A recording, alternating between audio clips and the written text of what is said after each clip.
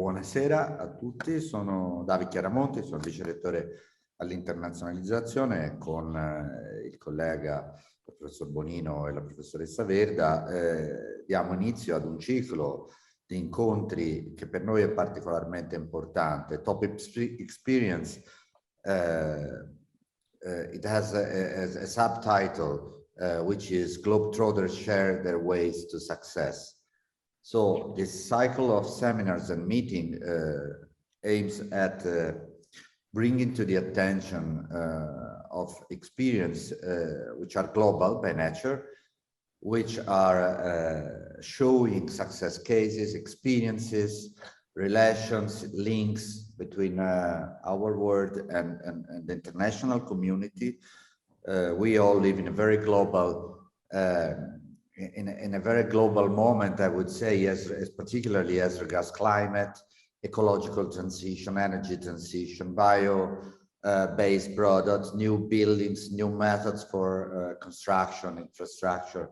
I mean, there's a complete revise and reconsideration of the of our future, I would say.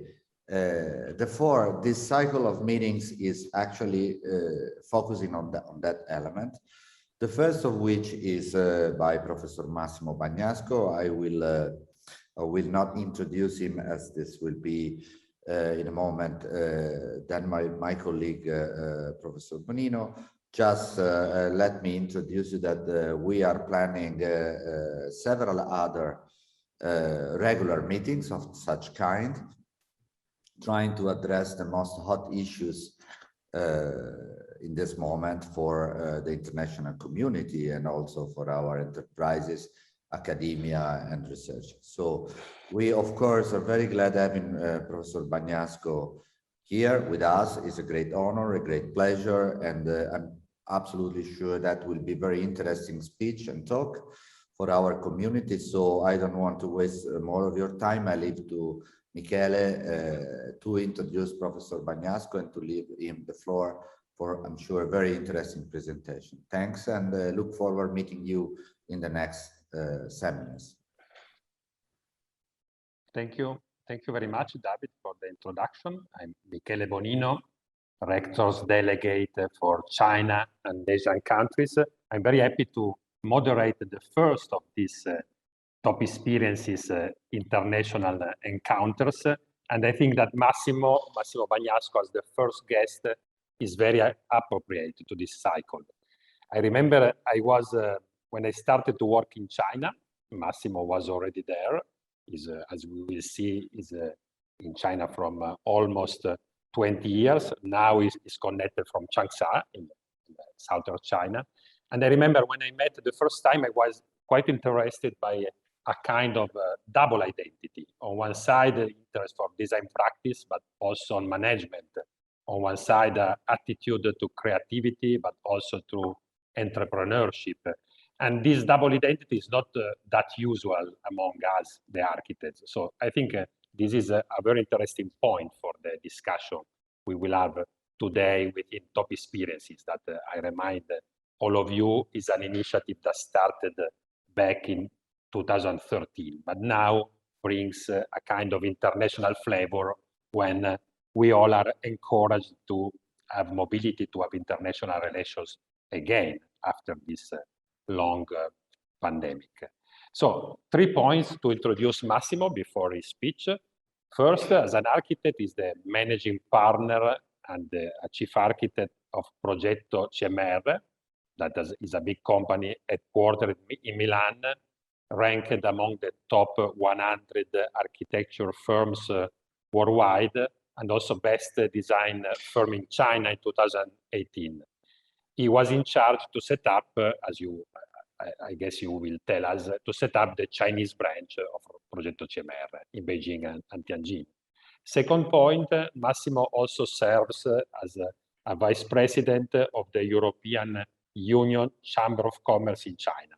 So working together with the colleagues of the chamber in improving European commercial and business presence in China, and also the chairman of the Southwest branch, the Southwest chapter. And third, and we are very happy about this, this year, 2021, Massimo was appointed by our rector as a member of the advisory board of the China Center of Politecnico di Torino. It's also the opportunity to thank you for this. So I will invite you to give your speech. First, I remind to all the audience that if you go to the question and answer section, you can text your comments, your questions, and after the speech, we will discuss with Massimo on this, based on this. And then I leave you reading the Chinese say you send us as a kind of title of your presentation that is quite inspiring. I read, when the wind of change blows, some people build walls and others build windmills. So thank you very much, Massimo, for your speech today. Okay, thank you, Michele, and thanks to Politecnico Turin for providing me the opportunity to be here today, to be part of the important council of the board of the China Center. Thanks to Professor Chiaramonti for his introduction. So today I will go through a presentation which will give you a nuance of the construction market in China, how it works, how you can deal with it, which are the opportunities, which are the challenges, which are the way where you can get into this market, and also some basic information about the European Chamber of Commerce in China. As Michele said before, the Chinese experience in every sector, not just the architecture or the engineer one, it's something that really let you follow the proverbs that was said before.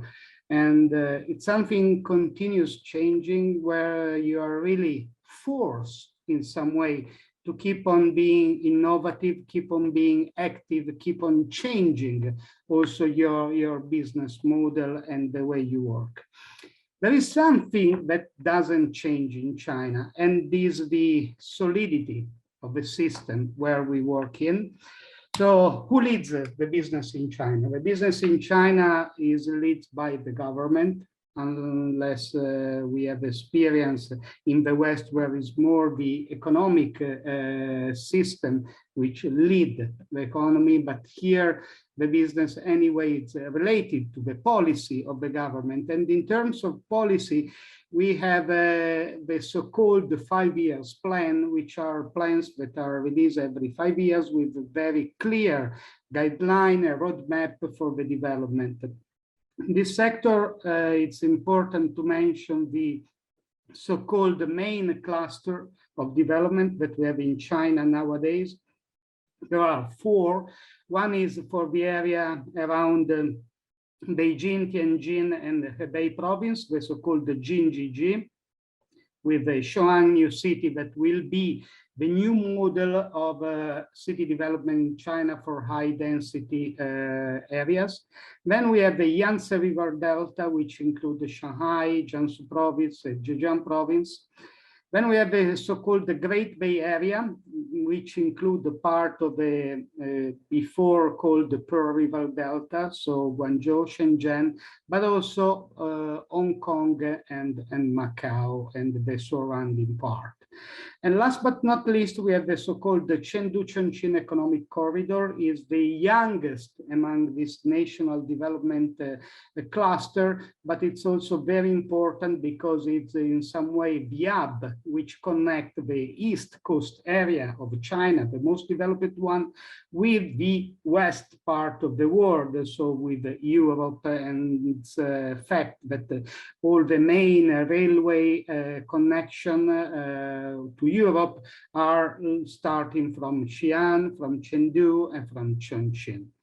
Another really fundamental topic that we have to consider is about the carbon neutrality target. I do believe you know that in Europe, we have the target to reach carbon neutrality by 2050, and China, by the words of the President Xi Jinping, so means a commitment when the #1 in China put his face on, they commit to reach the carbon peak by 2030 and the neutrality just 10 years later of the developed Europe.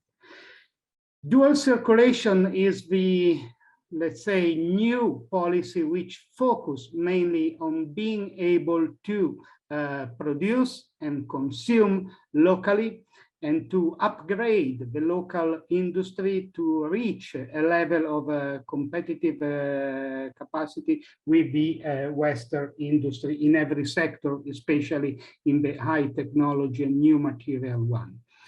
And last but not least, a very important, document which was agreed at political level on 30 of December of last year is the Comprehensive Agreement on Investment, which the day when it will be ratified will also help more the economic relationship between Europe and China. Here we have some data to let you understand better how the urban development in China went very quick on. I will not go into all the details in the interest of time because we have to see many other things, but it's important to say that China nowadays reached a urbanization level, which is over 60%. And so it's getting closer to the 70%, which is the usual average of the developed country. And we have an average of growth, which is still very high and which will allow China soon to have really a large part of the country urbanized. Meanwhile, we have to face in China with many challenges. Most of the challenges start from the characteristic of the land in China, because just, few part of the Chinese territory is in a full way suitable for living.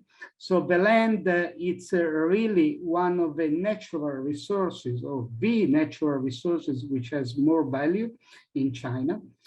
We have also, by this very fast urbanization development along the last year, an increase of the per capita, for the GDP per capita of each people, which was very important, which will be even more in the next year if China will continue to develop in an open way, opening up towards the world at the commercial and business level, rather than with a development which is more internal than what was before. Of course, nowadays, the eastern area of China, along the coast as well in the south part, are the more developed one. The level of the development in the inner areas, especially in the Sichuan province, in Chongqing municipality, is growing up, but can't still compete with the other one. I mentioned before the 14th five-years plan, which will get in place this year, and which has, in terms of the urban development, some very important reiteration on the promotion of the rural rejuvenation, a regional development in a coordinated way, and this one is linked with the 4 huge urban cluster, which I mentioned before, and a more sustainable and harmonious development between the human being and the preservation of the nature. This one, of course, had a lot of challenges because we well know that in China, the integration between urban and rural areas is quite difficult by the definition also of the Chinese city, which are mega cities. And so also the ability to regenerate the urban area, which were before maybe in the downtown, and then they become area very valuable from the point of view of the real estate, destined to industry, then have to be changed into other functions, commercial, residential, and so on. So these are all topics which are nowadays important because, especially as I mentioned before, the land in China is not an endless resource, and so also regenerate all the part of the city in a new way. It's definitely a key target that the authorities have. The comprehensive agreement on investment I mentioned before. What I want to mention now is just that at the moment the ratification is freeze due to some political issue, due to some action which were taken by European side and reaction by the Chinese side. The good point is that just a couple of days ago, the President Xi Jinping and the European President Michele had a phone call, which seems a starting point to have some relaxation and to decrease the tension that we have. But it's still far away, the ratification of the agreement, until some of the sanctions that the Chinese government put even on parliamentarian of the European Parliament will be still in place. Few information about the market size in China. Market size in China, it's really huge. If you just consider that every year you have 1.8 billion of square meter, of new square meter in the market, you can understand how is it, and you can really understand that even 1/3 of all the buildings in the world are done in China, and over half of the cement globally used in the world is used in China. So the government today more than ever is acting in this sector, which is, as everywhere, fundamental for the economy development, but it's also one of the most risky one under the risk again of speculation, both at the level of developer, of investor, but also at the level of the final user, especially because in China, people don't have so many opportunities for investment as we have in the Western world. So the real estate one is definitely for them one of the key points.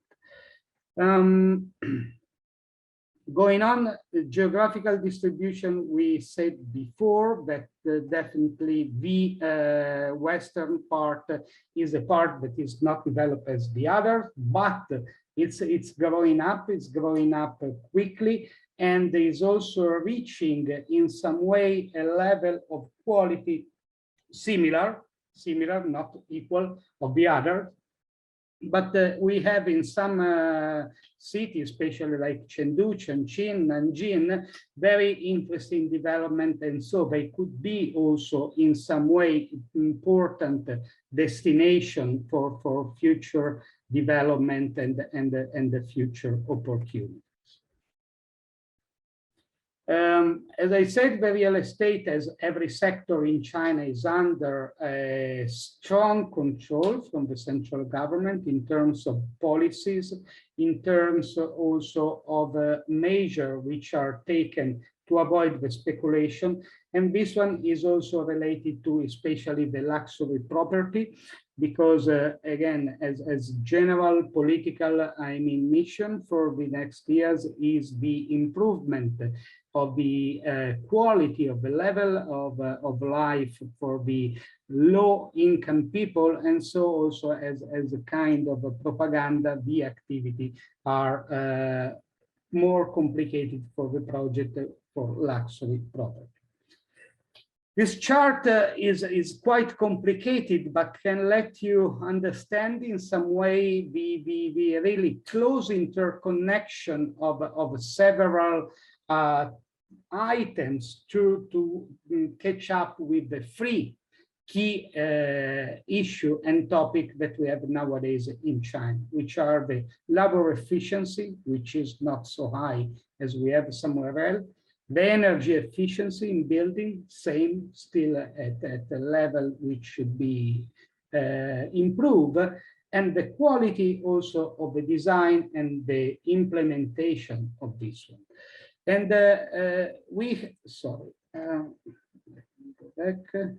And we have to interconnect this data with the demographic aspect, economic one, the regulatory framework, and the social aspect, which are very, very interconnected between each other, especially if we look, for example, to a society which was deeply influenced, for example, by the one-child policy.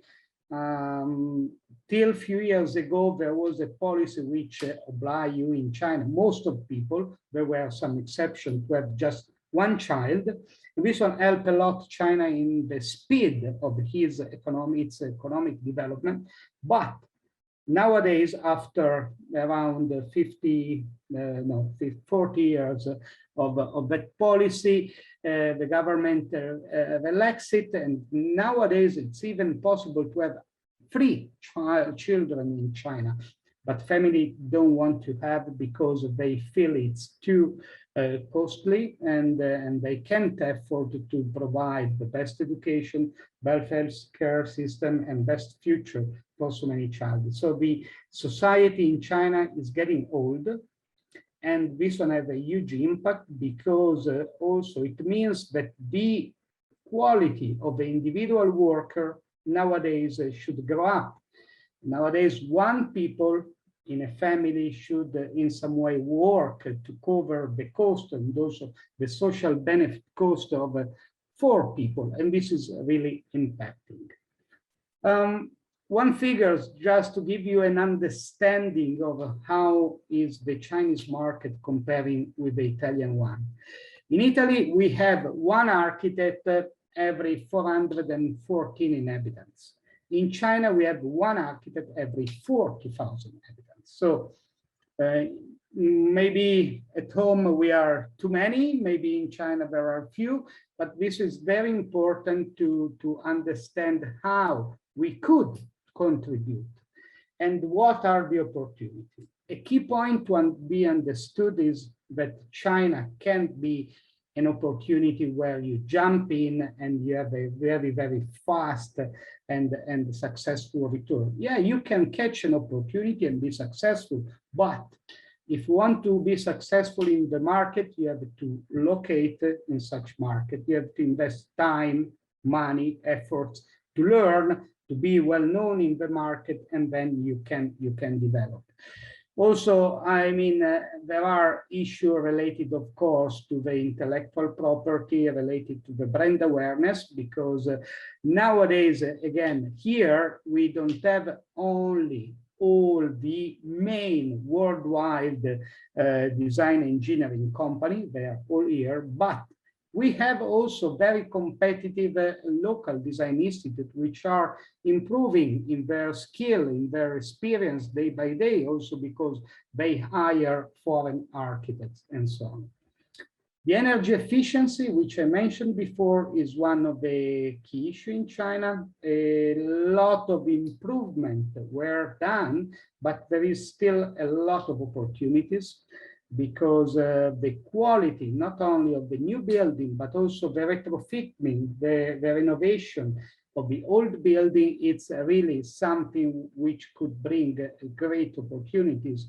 And with the carbon neutrality target that we mentioned before, will be definitely implemented, because the building itself are among the main energy eater.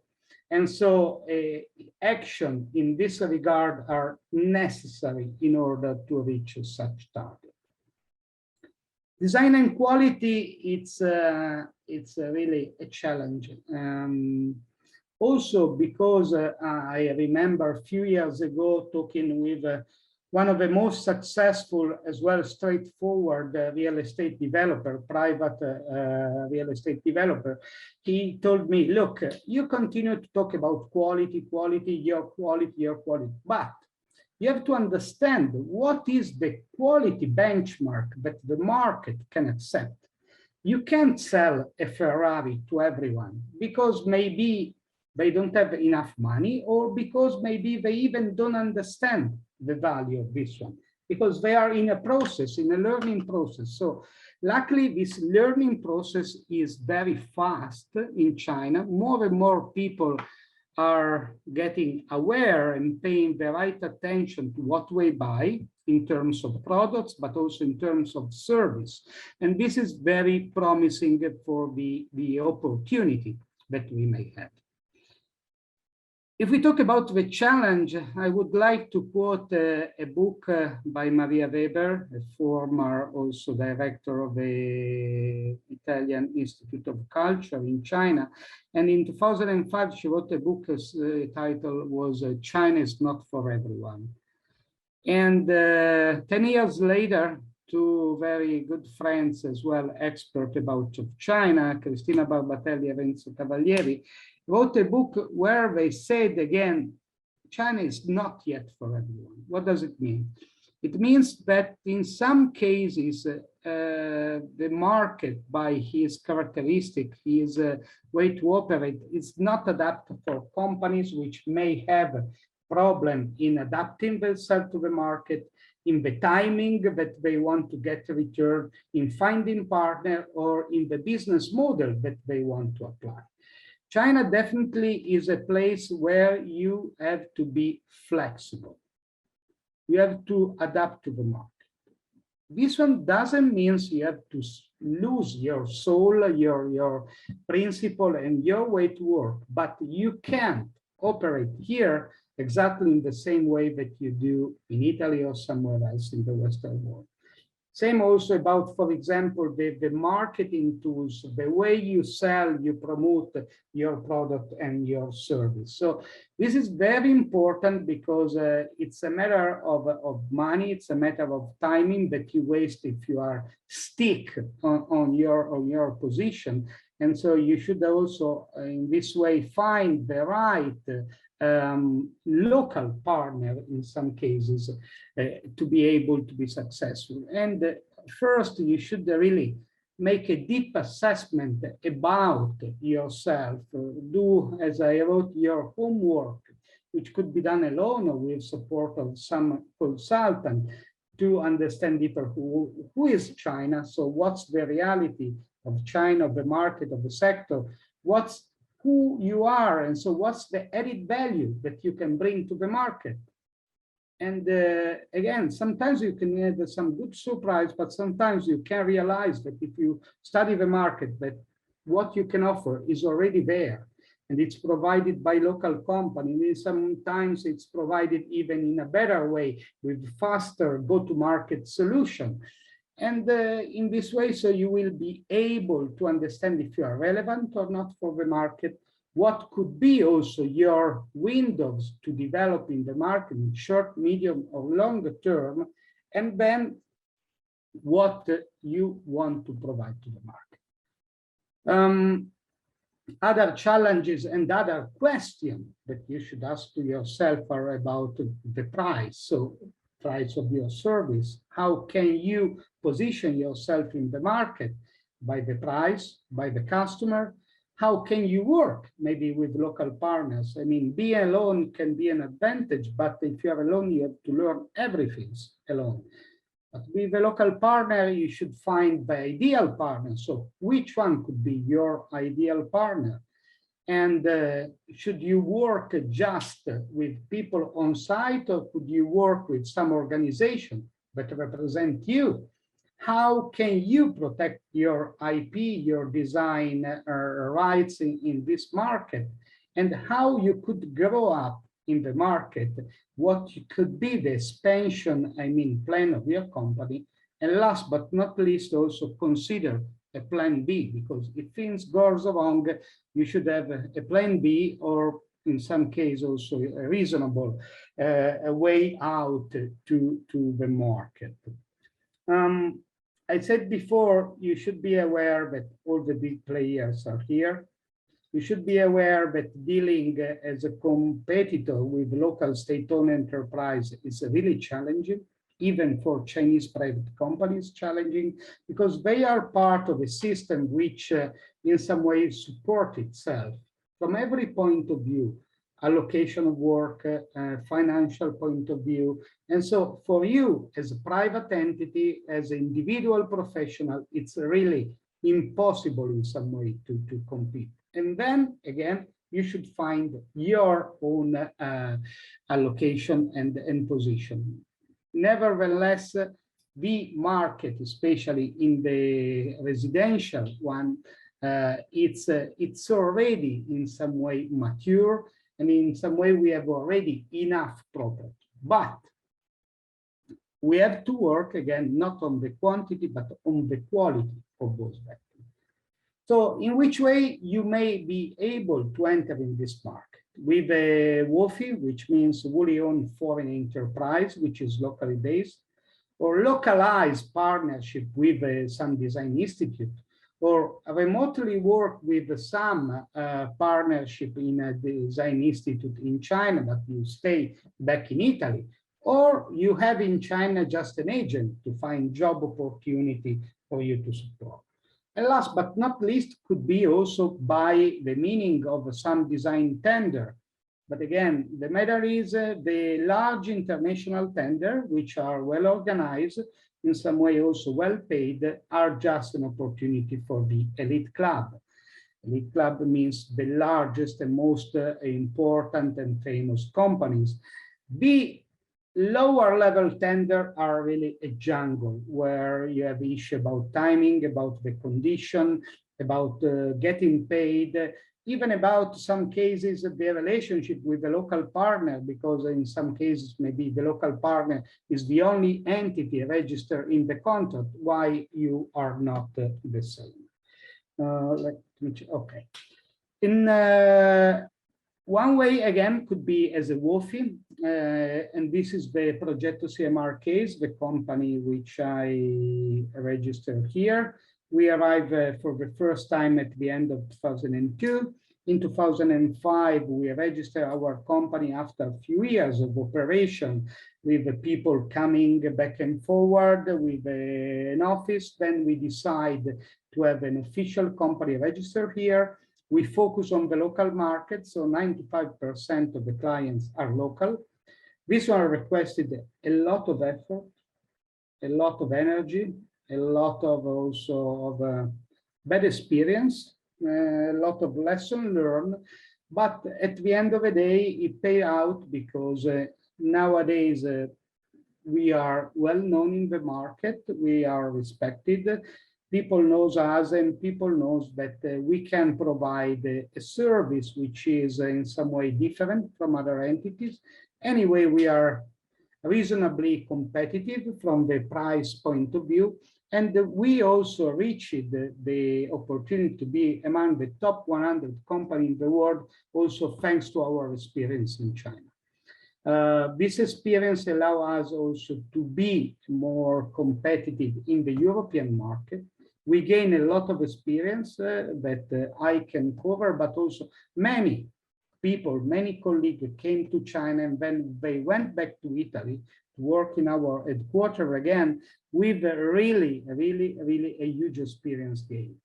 1 year in China, it's at least, allow me to say, 2 to 3 years, even 3 years experience of what you can get at home. Other ways, again, could be to have a local partner, but it's like a marriage. So you have to be very careful on finding the right partner, to have aligned interest, to have understanding about the long and short-term goals, about the right matching. So you should be someone which offer him something he doesn't have, and he should be the right complementary part for yourself. So it's very important if you want to go for this opportunity, this option to have the time to study and to check this opportunity. So this slide sum up basically what are the steps that you could have approach into the market research, the business model definition, which sometimes are forgotten, but are fundamental in the way you really understand how to work in China and understand what you could do. and then the partner search, the implementation, and the active follow-up that you could have. I would like just really in 2 minutes time to have a quick overview on few projects that we have done here in China, also because I have to show you also still the conclusion. This one was one of our first projects in Tianjin. Tianjin is a city pretty close to Beijing, 100 kilometers. Tianjin hosts an old Italian concession.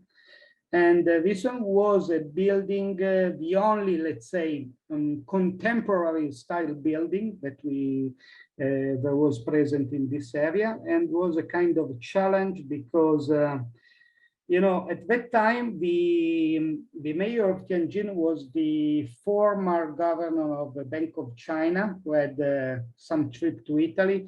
He loves Italian style, but in his mind, the Italian style was the classic one. So when we won the tender, we present the project, said, okay, nice, I like it, but it doesn't seem Italian. And we said, look, you have a typical, you know, roof garden, you have a big square, you have a large stairs, you have also this organization of internal space. We said, no, no, no. Italian means that you have a dome, you have a curved arch, and so on. So at the end of the day, to make him happy and to let him approve the project, as you see at the center here, we have to change a square shape arch into this one, because otherwise we were not able to have the project approved. Here we have in the northeast of China, at the border with North Korea. It's an interesting project because it was a very rural area where we create this village with the largest natural hot spring, outdoor hot spring, over 5,000 square meters. And again, we work with a very open-minded client, which didn't ask us to copy anything, but to express the local, I mean, design principle of a mountain village with a contemporary architectural message. And this one was a kind of a really happy opportunity that we had. Here we have in Chongqing, in the center of China, Shantou Big Data Valley project. It's a project of around 250,000 square meters. We have a service apartment, office, hotel, education, Soho, small house home office. And it's very interesting project because it was a challenge to arrive at the end of this project construction. Also because Chongqing, as I mentioned before, it's not a first-tier city. So also issue about the budget to make some solution like the ring that you see here on the top of the free skyscraper was a long story. Many times the local design institute, the contractor tried to change the curved shape of this building. So it's always complicated. In terms also of larger scale project, this is in Zhejiang province for the Sin-Italian Agricultural Innovation Demonstration Park, a project under the aegis of both countries. And this is a similar project focused on culture and innovation in Chengdu, which is under master plan development. This is the last one. This is a project that we did a few months ago for an area nearby Shanghai.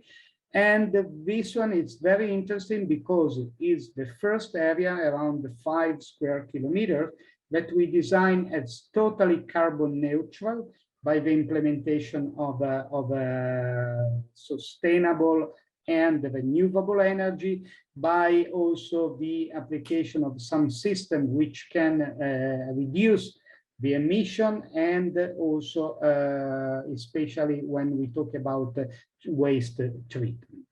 So really, just to conclude quickly, again, in China, you should come with understanding that the government is a B2G, business to government institute.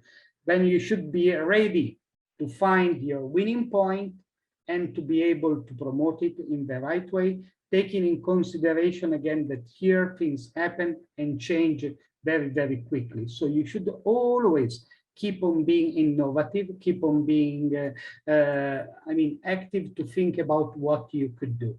And you should be able to invest, because China is not more the wonderland as it was maybe 10, 15 years before.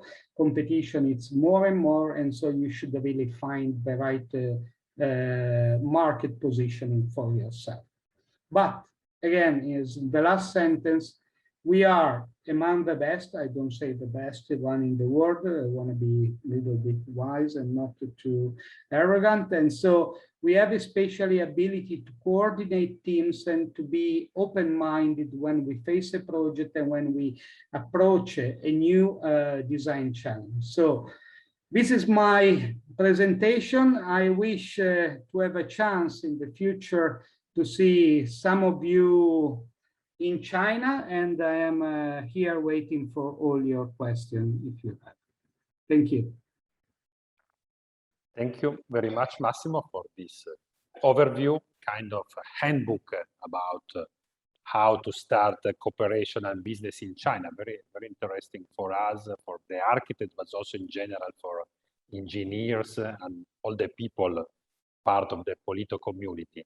I have a couple of points personally to raise to you, but since I see there is a first question from the audience, I prefer to start from this. And from Lorenzo, the question is how COVID affected the business of foreign companies in China? I think that there is some interesting point. I remember we were discussing a bit on this during the last advisory board of the China Center. So I leave to you to answer to this question. Okay, and this is a question which allowed me also to, let's say, wear the hat of the European Chamber and to give you an overview, not just on our sector, but in a broader way. So in a broader way, I can say that there were sectors like chemical, healthcare, of course, medical, but also in some way the automotive sector, which really score one of their best year, surprisingly. Even, you know, some other foreign companies in very specific sector, I have friends who produce a really high quality measuring system. They really had a boom because also the transport and the supply from foreign country was not possible as before. So there are a sector which enjoy a lot the situation that COVID created. Other, of course, pay more the consequences of COVID. Real estate sector is suffering nowadays. Again, it's not just a matter of COVID, but it's a matter of a restructuring of the market.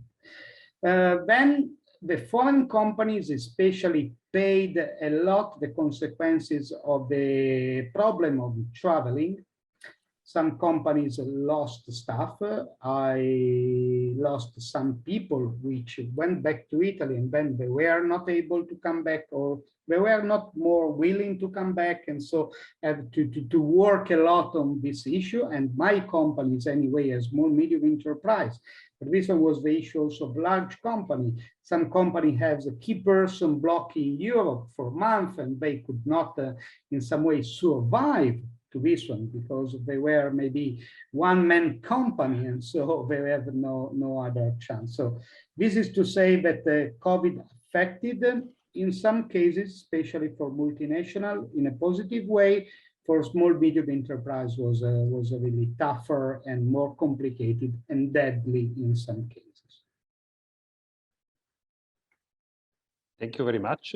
There is one more question from the audience, and since some other arrive, I invite the audience to write in the question and answer section. We have time for it, so it would be good to give you the floor. So from Marco, another question.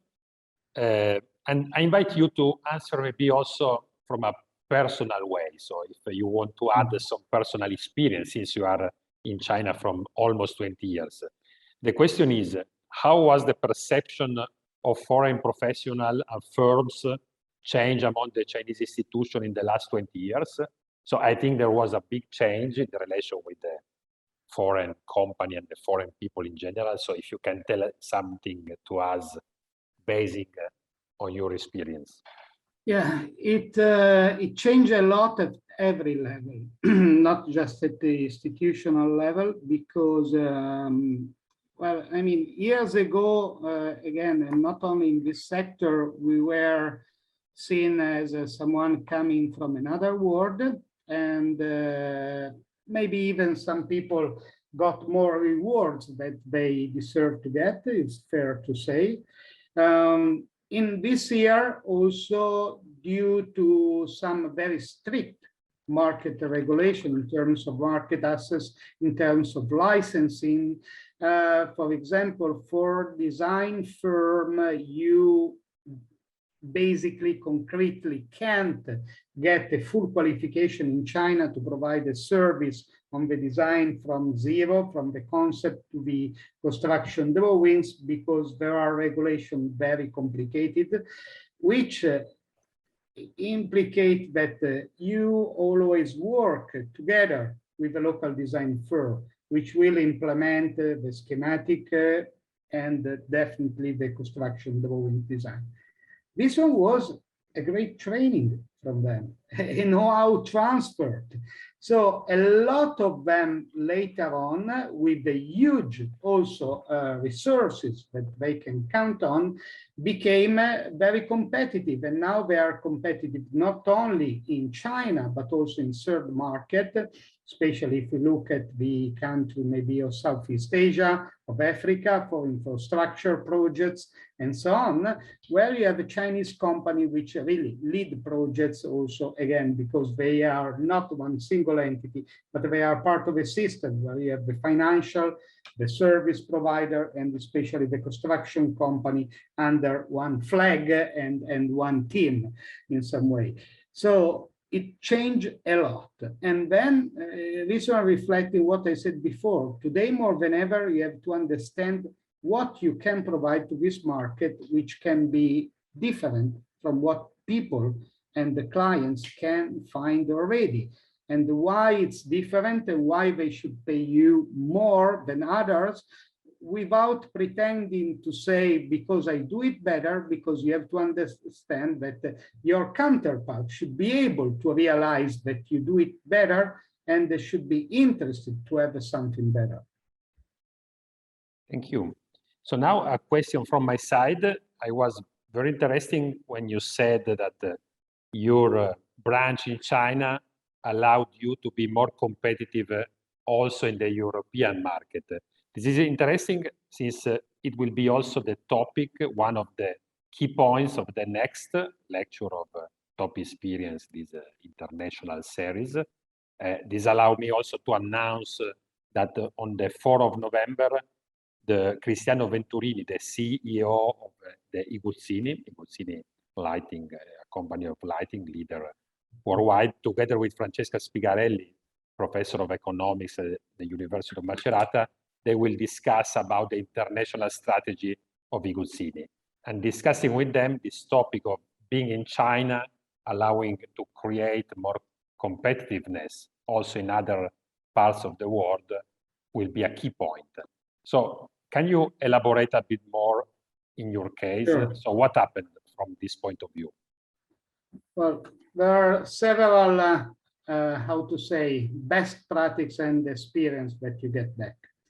From the corporate point of view of the portfolio, you have in your portfolio projects of size and relevance that you may not have ever chance to do in Europe.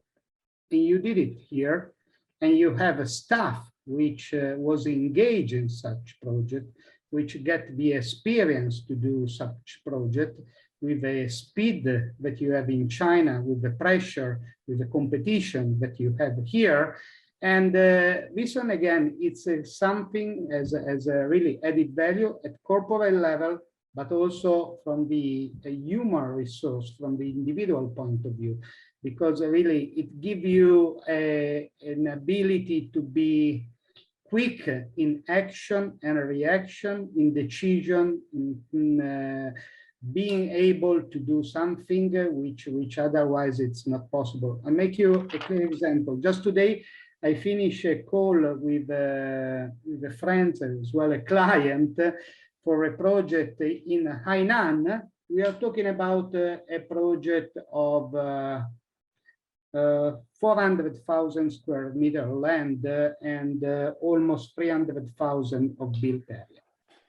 And he told me, look, meeting with the government, we have to change this one, this one, and this one. And I said, okay. So he asked me, so when you will give to me? I said, look, today is Tuesday. I'm out of office. I have to focus. But let's say Tuesday next week. And he said, okay, that's what I was waiting for because I know you and because this is the point. So we are talking just about a volumetric master plan, but we are talking about a mix of function and interaction between different activity and so on, which is quite complicated. But again, these are the speed in this country, and these are the challenge as well, the, how to say, hard training that you get, but anyway will allow you later to run faster in every area. Thank you, Massimo. Just to answer another question from the audience that is more technical. So yes, this lecture will be available, the recording will be available online on the page of Top Experience on Polito website and also on the YouTube channel of Politecnico. Going towards conclusions, I think we have time for one more question from the audience, and I read, just arrived. I read for you, Massimo. Does the PRC have great plans in terms of improving urbanization and infrastructure for the other part of the world, such as Central Asia, post-nomadic lands, Grand Tartaria? This was do you have any comment on this? Well, I am here in Changsha for this WOW forum, and I took part to panels, and the topic was about the Belt and Road Initiative, so-called the time before was called the Silk Road, and now Belt and Road. So, and this is basically the plan of China to expand to other countries and support the development of connectivity.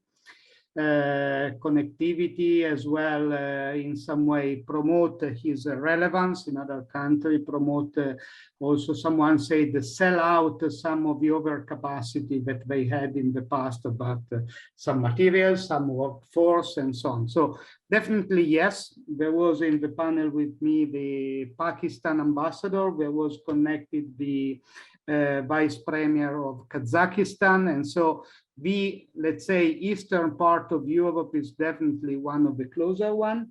Of course, there are issues because the Belt and Road model is focused on loan and not on grant, as for example, several European Union initiatives. And so in some cases, some huge infrastructure projects that later on face issue of the repayment. And another challenge which nowadays is very important is that all these projects were basically, when they were born, and the Belt and Road was born around 2013 as the first time that was mentioned, under a certain view of what does it mean environmental protection.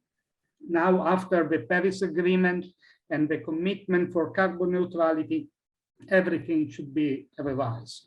And the Director General of the Asian Infrastructure Development Bank was there, and so he was aware of this one as well, equity investor. So this system should be changed, but yes, China has action, as a plan for development and support the infrastructure development of some part of East Asia and East Europe and Western Asia. So, yeah. I think that urbanization in Central Asia will be a big issue in the next years, because if we consider that from the central China, let's say the axis Xi'an, Chengdu, and the axis Moscow, Istanbul, there are not yet real megalopolis. The scale of the capitals of the big city is much smaller than what we have in China or even in East Europe. So this will be a great field of opportunity for urbanization in the next year.